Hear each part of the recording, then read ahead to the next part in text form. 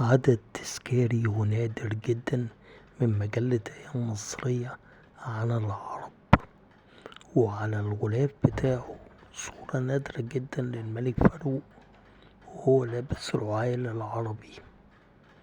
صورة في الحقيقة جميلة جدا، وفي موضوعات في غاية الأهمية، منها الملك فاروق في زيارة للسعودية عام 1945 واستقبال مصر للملك السنوسي ملك ليبيا، وإعادة نشر صحف عربية لأكثر من 14 دولة عربية مختلفة من الخمسينات والستينات في أرشيف مجلة أيام مصرية.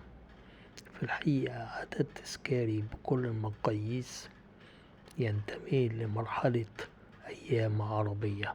كان معكم المؤرخ أحمد كمال.